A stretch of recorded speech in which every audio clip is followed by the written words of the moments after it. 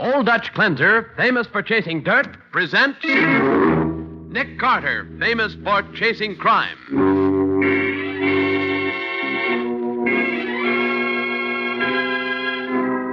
Every week at this time, two great names are joined as Old Dutch Cleanser brings you one of the most resourceful and daring characters in all detective fiction, Nick Carter, Master Detective.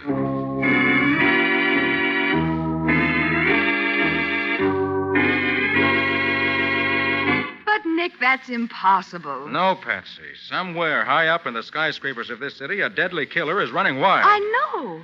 But how on earth are you going to track him down, Nick? It's like looking for someone in a jungle of stone and glass. Well, at least I know whom he's picked out for his next victim. Who? A fellow by the name of Nick Carter.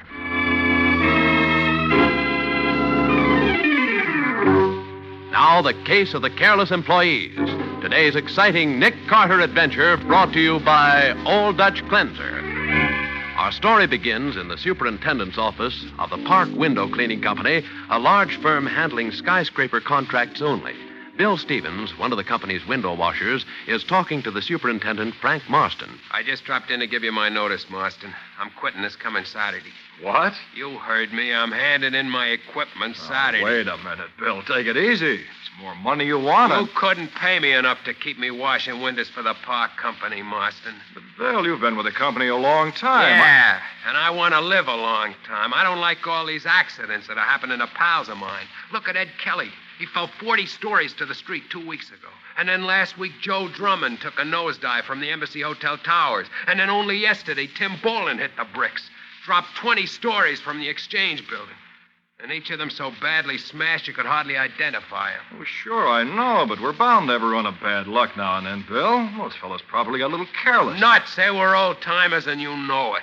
They knew where to put their safety belts and how to handle themselves in a high wind. The truth is, this here company is jinxed. And what do you mean by that? You're the superintendent. You tell me. Oh, just because you've had a few accidents. Marston, we've had 3 accidents in 2 weeks, and that's too many. I'm getting the jitters myself. The next thing you know, bingo, they'll pick me up off the street with a blotter. Bill, if I were you, I'd think it over. Think it over nothing. My mind is made up, Marston. I'm going to get myself a nice, safe job on the ground.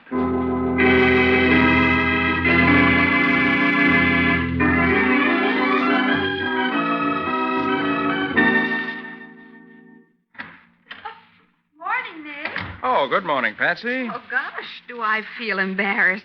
I think the boss beat me into the office. Patsy. What's the matter, Nick? Leave that bunch of fruit you call a hat right where it is. We're going places. Oh, early in the morning. So early in the morning. John Farron just called and asked us to go to work for him. Farron? Mm-hmm. Is that Farron of Atlantic Underwriters? That's the man. And I might remind you, his company pays us a handsome annual retainer for services rendered. In other words, you've got yourself a case. I have. Well, what's it all about? Well, Atlantic issues a special high-premium policy to window cleaners. And 3 of these insured window cleaners have fallen from skyscrapers in the last 2 weeks. Well, what does that have to do with you? In the first place, statistics show that no window cleaner has died by accidental fall in the past 2 years.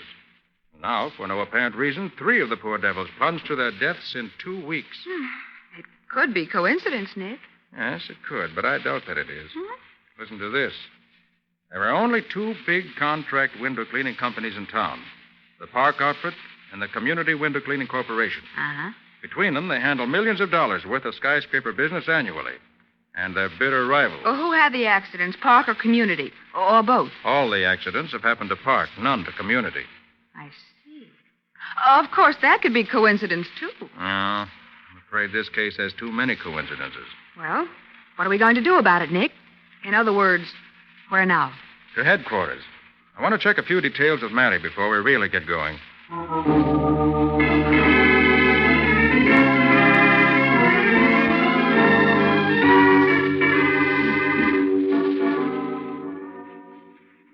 So you're sure these window cleaners fell by accident, huh, Matty? I can be absolutely sure of nothing, Nick.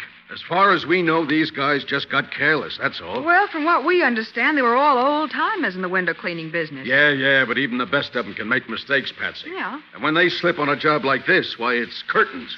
Or I should say shrouds. Oh. Well, what about the safety belts these cleaners are wearing, Matty? Nick, I checked them myself. They were in perfect condition. Not a thing wrong with them.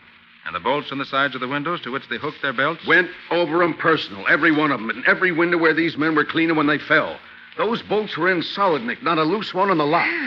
Well, Nick, that's that. Why, sure, you're just wasting your time, Nick. The medical examiner looked over each of the bodies and reported death by accident, fall and violent contact. Island is right. Oh, Nick, I've seen men smashed up in my time, but these fellas, we could barely identify them. Well, nevertheless, I still can't get over the fact that these accidents happened so close together and only to the men in the park company. Well, Nick, look, these window cleaners stepped out on a windowsill and slipped. Or they were blown off these skyscrapers by a high wind before they got their belts hooked. Oh, I don't know. But we're booking them as accidents, and that is that as far as we're concerned. All right, Matty, you may be right. But until I've exhausted every possibility, I'm not going to be satisfied. Come on, Patsy. Where are we going this time? Uptown. I want to talk to the superintendent of the park company.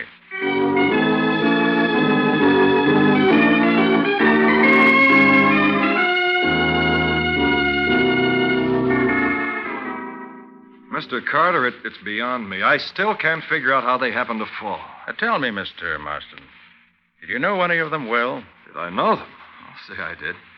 They were old-timers with our company. Came in with me when the business first started. Worked right alongside of them before I hurt my leg and took this inside job. Yeah, they were friends of mine, all right. Knew their families, too. Now... We understand how you must feel. Mr. Marston, these accidents, how have they affected your business? We're taking a terrific beating, Mr. Carter. I see. We've already lost a couple of big accounts. The Mercantile Building and the Arcade Building canceled with us and went over to the Community Corporation. They didn't like the unfavorable publicity. I can understand that. And that isn't all. This losing business is only one of our troubles. Suppose your men are quitting, huh? They sure are, in droves. You know, window cleaners are pretty superstitious, Mr. Carter. They think our company's hoodooed. Well, can't you get any help to replace them? There hasn't been a man come to our employment office in 2 weeks. We've advertised in all the papers, and we haven't got a single response. Frankly, Mr. Carter, a little more of this kind of thing, and the park company's washed up. We're through. I see. Mr. Marston, who's the man to see at your competitors, the Community Corporation? A man named Whaley, Fred Whaley. It's a corporation with a board of directors, but he supervises operations. Why? What's he got to do with all this? Oh, I just want to get his point of view, that's all. Come on, Patsy. Let's go see Whaley.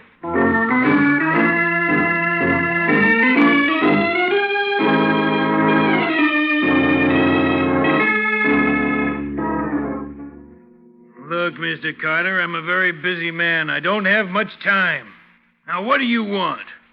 Miss Bowen and I are investigating those accidents over at Park on behalf of the Atlantic Underwriters. Well, why come to me? Nothing's happened to our window cleaners. Why don't you talk to the park people instead of coming here to waste my time? Look here, Whaley. You don't have to tell us anything if you don't want to. But at least you can be civil. Okay. Well, what do you want? We don't quite understand why all the accidents seem to be happening to the park company alone. Meaning what, Carter? Meaning anything you like. Or nothing. Look here, Carter. Are you implying we're responsible? I'm not making any accusations, Whaley. We just thought you might have an idea. I haven't. I mind my own business, operating the Community Window Cleaning Corporation. What happens over at Park doesn't interest me. Is that clear? Clear enough. But is it the truth? Now, wait a minute. Wait a minute, Carter. Do I understand you to insinuate that What I'm saying is common knowledge in business circles, Whaley. Park has already lost several big skyscraper contracts to your company. They lose a few more, they'll fold up. Well, that's their affair. It's not mine. Though I'd be happy to see them fold up. Now, is that all? Yes. Yes, Mr. Whaley. That's all. For now.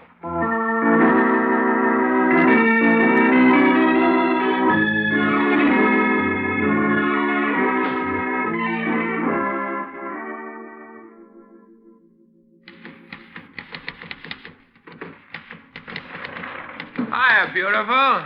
Fresh. Oh, now, listen, I just got carried away.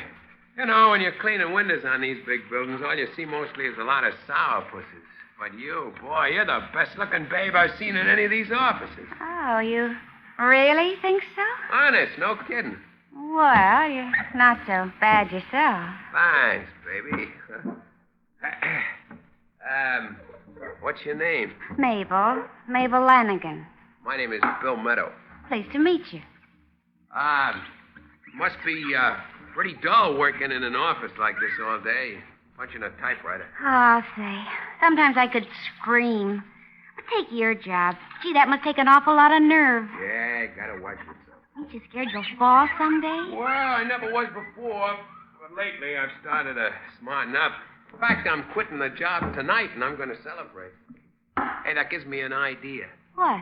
How about you celebrating with me? Oh, I couldn't do that. I hardly know you. Oh, come on, Mabel. I'm a nice guy when you get to know me. We'll go to the Blue Grotto. You know, dinner, dance. What do you say, Mabel? Huh? Well, I tell you what, if it'll make you feel any better, we'll make it a foursome. Foursome? Sure, I've got a friend. You get a friend. Well, I got a friend who works on the floor below, on the 32nd floor. Her name's Alice Hayes. I might call her up. I tell you what, if it's okay with her, me and my friend will meet the two of you at the entrance of this building tonight at 6 sharp. Okay? All right. Swell. Call your friend right now. I'll be washing the next window over, Mabel. And when you get through phoning, you stick your head out of the window and let me know how you make out, huh? So long, beautiful.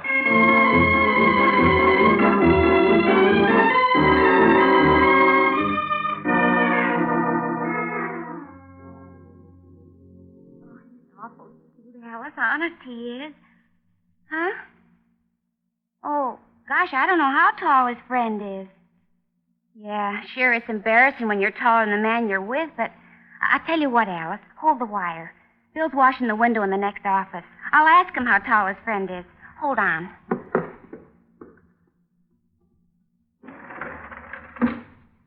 Bill, my friend Alice wants to know how tall...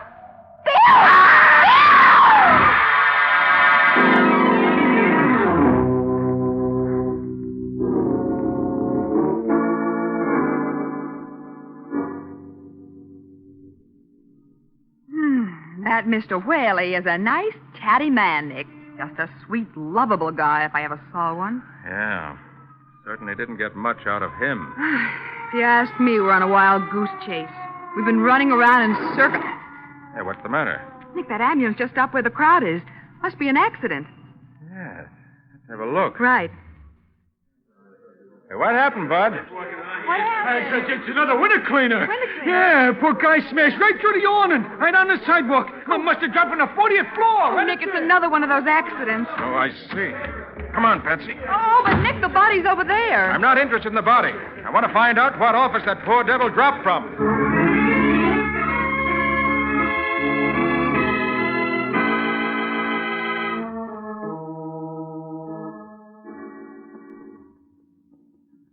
Did you say it was the office next to yours? Is that right, Miss Lanigan? Yes, sir. He'd just finished our window, and he was working on the next one. He was just falling backward from the windowsill. Kind of. And that's all you saw? Yes, sir. Nick, I think we better let Miss Lanigan go now. She isn't feeling very well. Yes, of course. Just as soon as she tells us which office it was. It's this one right here. It used to be rented by the Berger Woolen Mills, but it's empty now. I see. Thank you very much for your help, Miss Lanigan. You're welcome, I'm sure. All right, let's go in, Patsy. Right, Nick. Not only an empty office, but it's just been repainted. Yeah. Floor's still a little sticky from a fresh coat of varnish. Patsy, look. Look at what? The floor. Huh? A very faint imprints of someone's feet in the varnish. Nick, you're right. Wait. See those little round spots beside the footprints? Yes? Those are undoubtedly made by the rubber tip on a cane. So the man who came into this office was lame, huh? Does that suggest something to you, Nick? Hey, wait a minute. Hey, look. A number of prints at the window, too.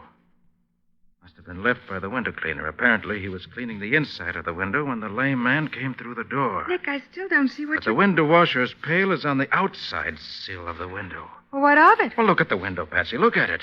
It's already been washed on the outside, and the cleaner had started on the inside surface.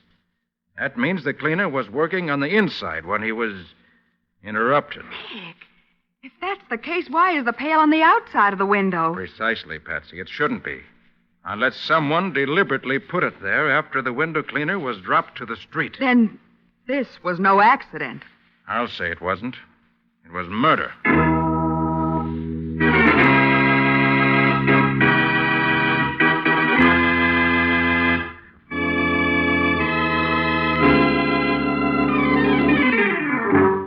And now, back to the case of the careless employees. Today's Nick Carter adventure brought to you by Old Dutch Cleanser.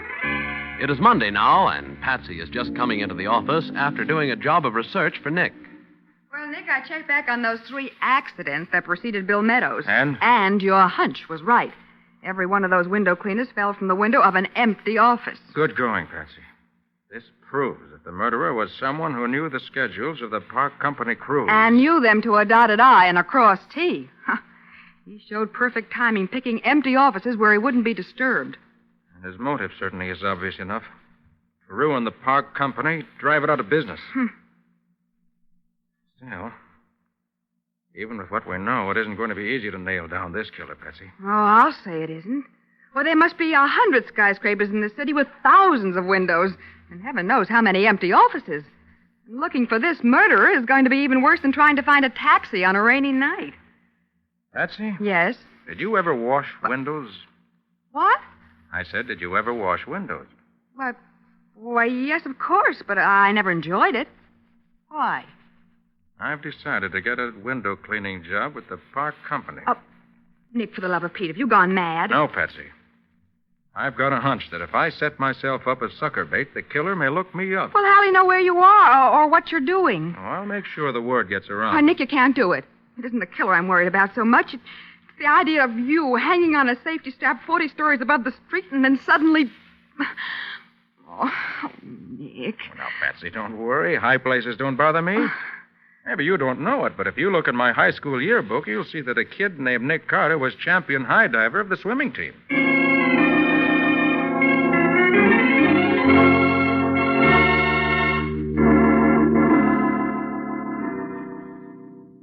You say my men were murdered, Carter? They didn't fall just by accident? That's right, Marston. Well, what makes you think that?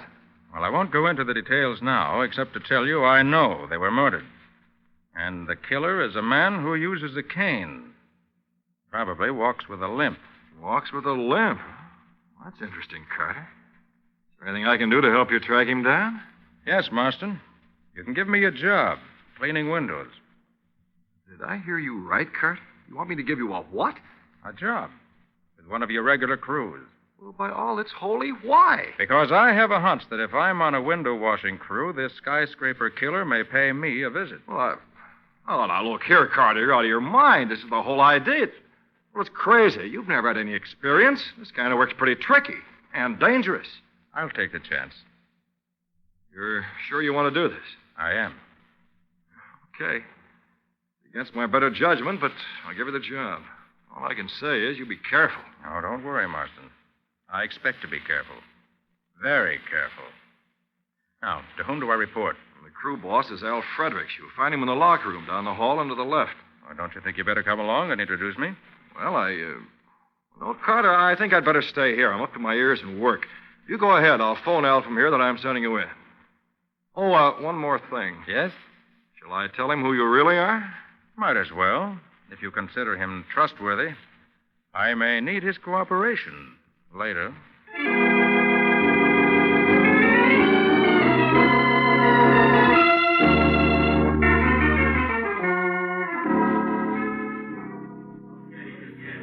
You Al Fredericks? Yeah, that's right.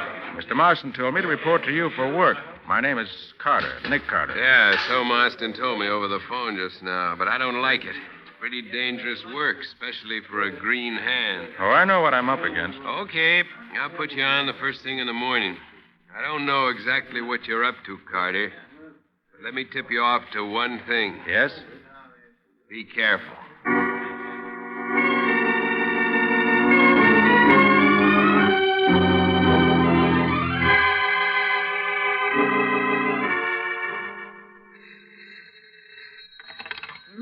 Nick Carter's office, Patsy Bowen speaking. Oh, hello, Patsy. Oh.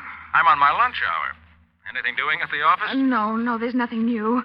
Oh, Nick, for heaven's sake, will you stop this window cleaning business and come back here to the office? I've been going crazy ever since you started work this morning. Now, Patsy, there's no point in getting jittery. Oh, there isn't. Well, Nick, let me tell you something. I dreamed about you last night. You were crawling up the side of a big, tall building like a human fly. And then, when you almost got to the top, a huge bird swooped down and started to attack you. You tried to fight back, but you had to hang on, and you couldn't. And then all of a sudden you lost your grip and... Oh, Nick.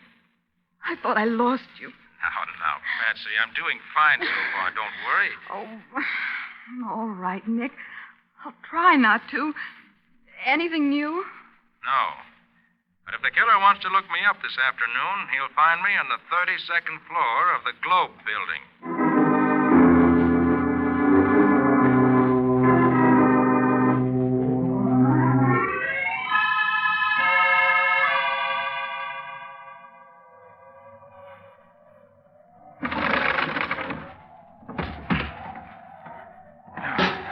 Good to get inside for a minute. Cold out there. I hope he shows up pretty soon. Getting sick of this job.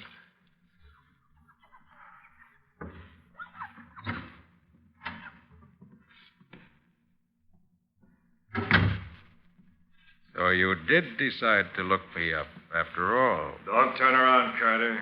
Keep facing that window. And get your hands up. You don't want a bullet in your back.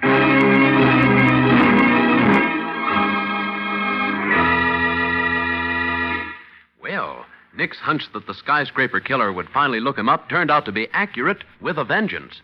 We'll be back to see what happens in just a moment.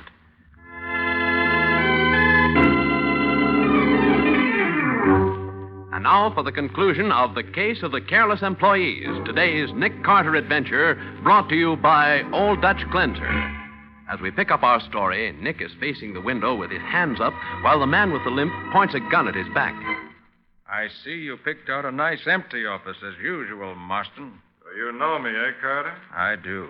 Not that it matters much now. How did you know? When I first met you, you mentioned the fact that you had a bad leg. Yeah, so I did. It was stupid of me, wasn't it? Very. Then later, when you refused to get up from your desk and walk with me to the locker room, I was pretty sure. Why didn't you do something about it then? Because courts require airtight evidence before they send a man to the chair, Marston. I wanted you to tip your own hand, the way you're doing now. I figured you'd get worried, come after me. Yeah, you're a smart detective, Carter. But this time you've outsmarted yourself. Have I? You sure have. 32 stories to the street, Carter. You've got a one-way ticket. Down. I suppose the community corporation's paying you off to ruin your own company. Oh, no. Not the corporation. Just my friend Whaley. You see, Whaley gets a big bonus if community does a big business. I get a dividend. $25,000 for turning over to him $1 million worth of park business. I see.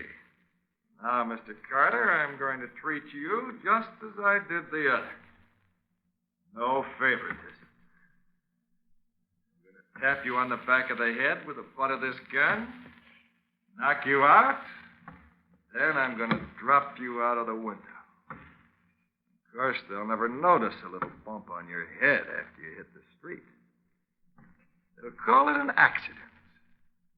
Just an accident. Hey! Don't like water on your face, do you? Too bad. You missed, Marston. You won't get another chance. Oh! Well, Mr. Marston, looks as if you're the one who suffered a little accident, not me. An accident that should please my friend Matty very much indeed.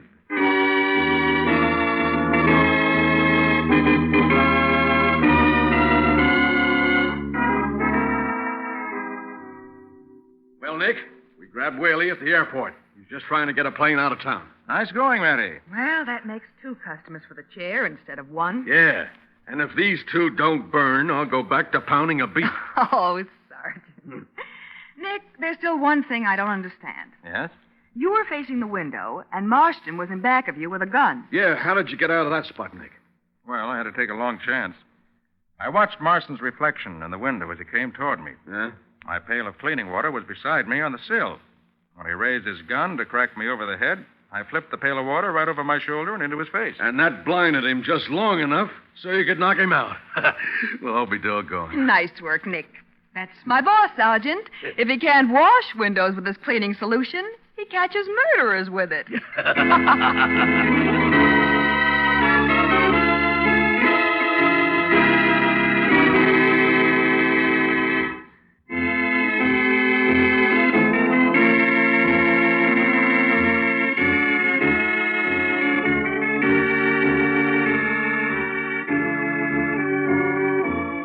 Nick Carter, Master Detective, produced and directed by Jock McGregor, is copyrighted by Street and Smith Publications, Incorporated.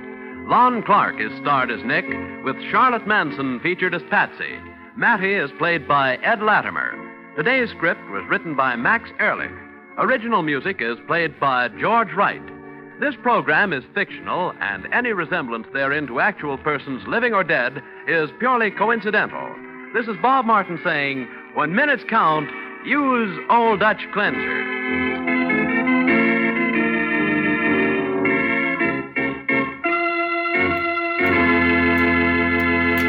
This is the Mutual Broadcasting System.